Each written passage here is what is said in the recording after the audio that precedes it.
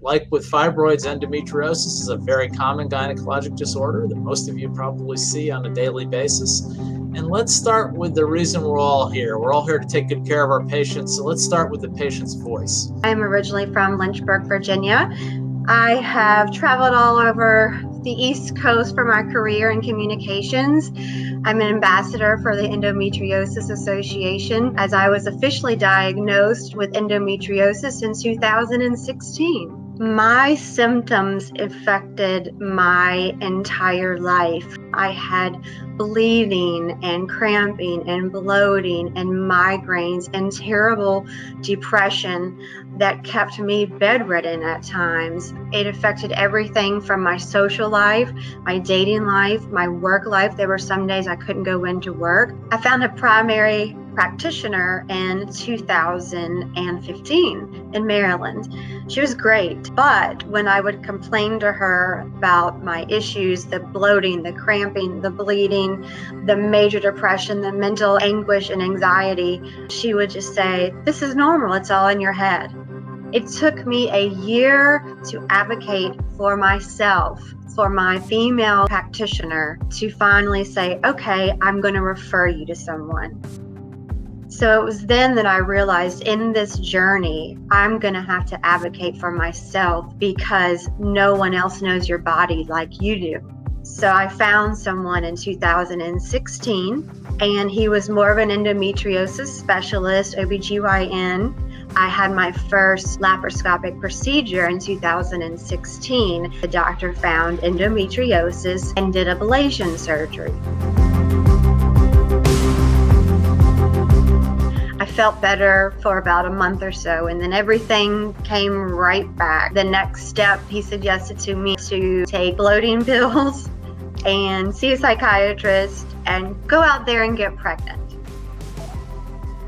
When you go to someone for help who has been dealing with you, and that is their answer, the way that I felt at that moment, I felt so small and dismissed.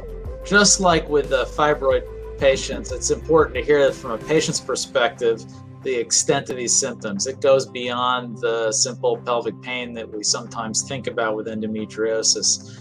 And uniformly, I hear this with all my patients as well.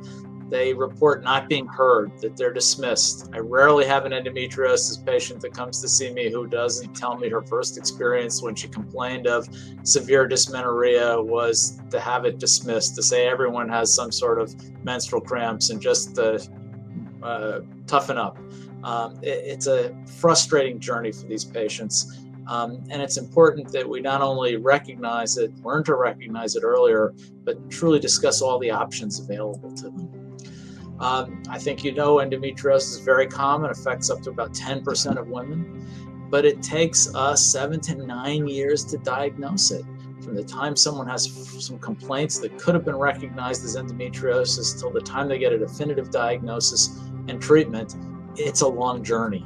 Average of 7 doctor's visits before they get the accurate diagnosis. Too many are offered hysterectomy. It's the number one indication for hysterectomy in women under age 35. And those are typically the women who still want more children and who have not completed their families.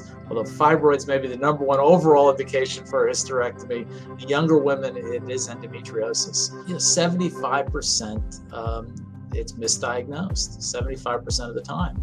Often it's diagnosed as just normal menstruation. Again, as I mentioned before, it's usually dismissed as something every woman has.